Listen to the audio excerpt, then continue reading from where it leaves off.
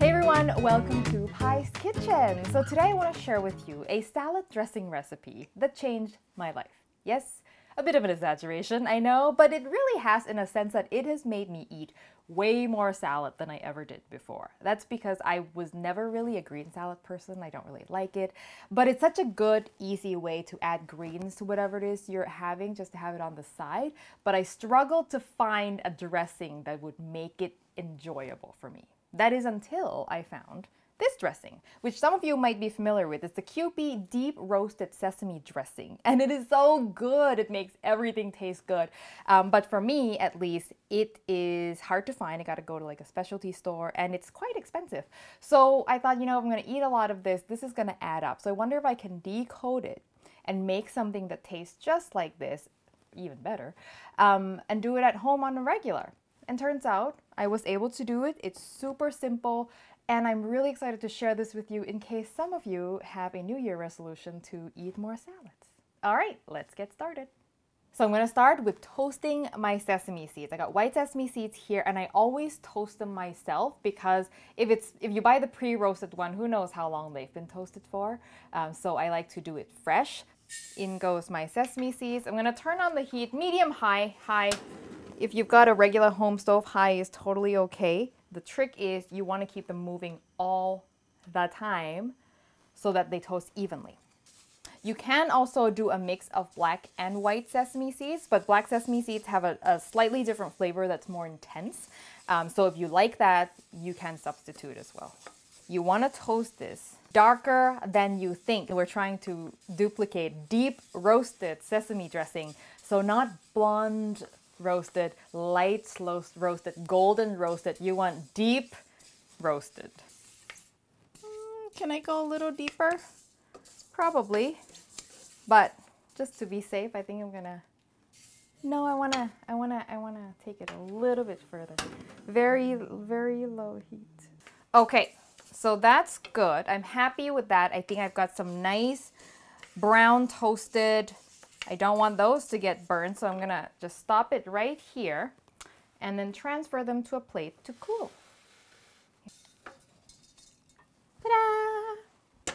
And now I've got sesame seeds everywhere. Very nice. Now, if you're making these in advance, you want to keep them in the fridge once they're toasted, and that will prevent the oil from the sesame oil in the seeds from going rancid. So definitely this is a fridge item. Before we move on, I'd like to tell you about today's sponsor, Care Of. So Care Of is a monthly subscription of personalized supplements that I started taking this month and love. So some of you know that I have a background in nutrition, and so I am very picky with my supplements. And so I was very happy to hear that Care Of only offers items that have been backed by scientific research, and they're very transparent with their sourcing as well. So how it works is this. You take an online quiz, and it'll ask you questions about your diet, your lifestyle, your health concerns, your goals, and then based on that, it gives you suggestions on what supplements would fit your needs. And then when it comes in these cool little daily packs, ta-da, with my name on it. So you take one of these a day, no need to mess around with multiple bottles, and then each one even has little fun fact or quote or like a daily challenge, which makes it kind of fun. You kind of look forward to taking one of these today. So let me tell you what I have. So because I'm breastfeeding, based on my quiz, I've got some prenatal multivitamins, cranberry for urinary tract health, some calcium, fish oils, good for the heart, also good for breastfeeding. I also added vitamin D because there's no sunshine in Vancouver. And these packets are made from eco-friendly compostable film, and you can find info on how to compost at this link right here. So take the quiz using the link below to see what vitamins and supplements Care Of recommends for you and get 50% off your first order using my promo code Pailin50. Remember, you don't have to make big resolutions for the new year. Even little changes, small wins can be impactful and a great way to start 2021. Okay, super easy. I'm going to do this in my mortar and pestle because I'm Thai and we do everything in our mortar and pestle. So my sesame seeds go in, and I want to grind these to release the aroma, but I don't want it completely powderized because I still want to see some whole seeds in the dressing.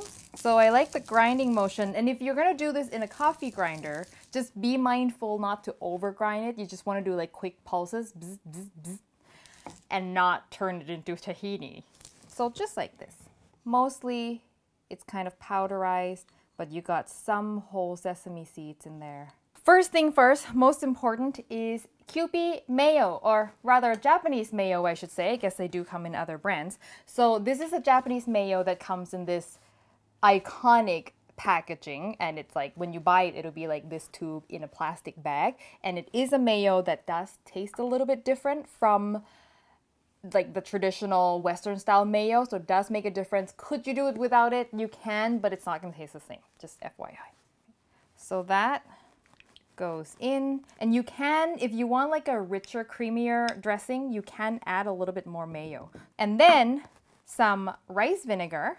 Make sure this is plain rice vinegar, not the seasoned sushi vinegar. And then I've got some soy sauce, and I'm using Japanese soy sauce to stick with the theme. I have some, see, I've got all these things that look just like beige liquids, and I have no idea which is which. So this is mirin. Okay, mirin.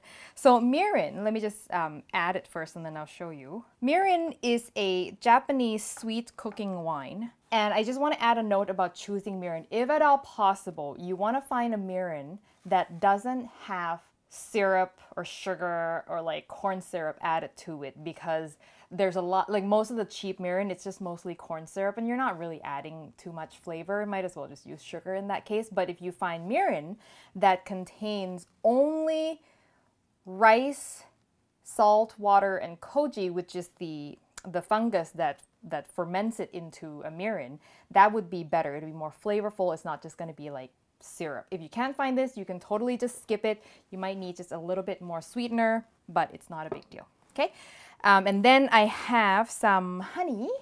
So honey is just my sweetener of choice. You can use brown sugar. The original Kewpie actually uses brown sugar, but I'm going to use honey. My husband was on keto for a little while and we used stevia, which also worked if you want to go low sugar. And then I've got toasted sesame oil to boost the sesame flavor. And then finally, just some neutral flavored oil. So I'm using avocado oil here.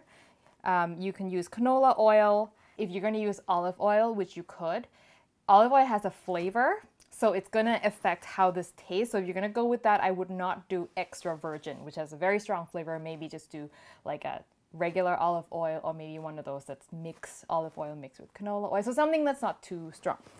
And that's it. And then now, oh, and a little bit of black pepper, which is just my own thing here. You can do white pepper. You don't have to add any pepper at all. It's just something that I like to add.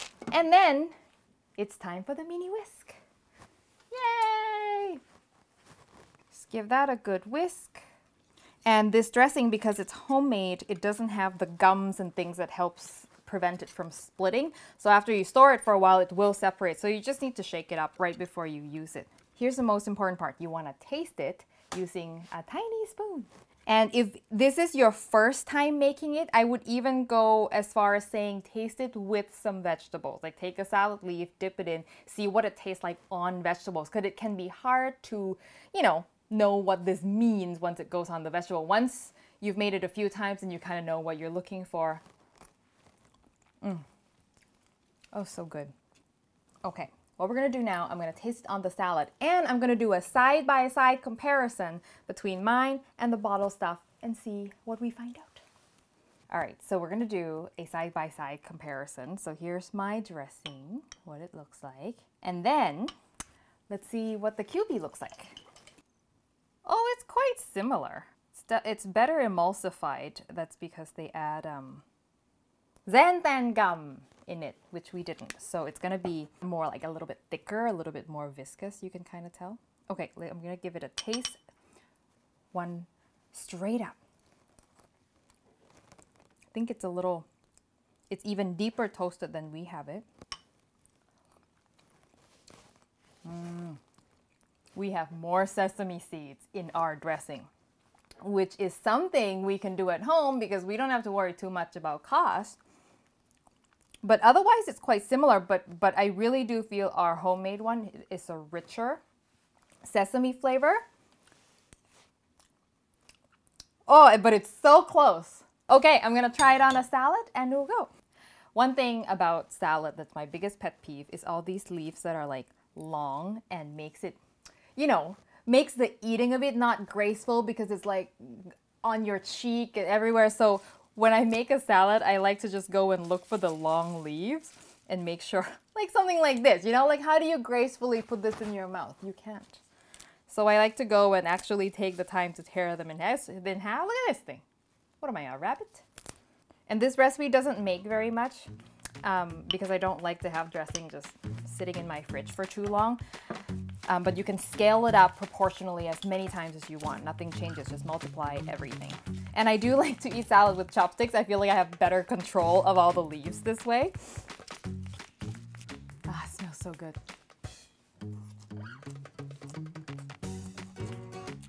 Oh man, a salad that's absolutely delicious. It's just sort of the perfect balance of vinegary, salty, a little bit sweet, and not too creamy. This is gonna be so good on just about any kind of salad leaves that you decide to put on, or again, try it as a dip. So the recipe, as always, will be on hotthaikitchen.com. If you make it, I definitely want to see a photo. You can tag me at Hot Thai Kitchen on Facebook, Twitter, and Instagram. And if you haven't subscribed to the show, make sure you do so you don't miss an episode. And a special thanks to all of our Patreon supporters who help support the show. Thank you as always for watching, and I will see you next time for your next delicious adventure.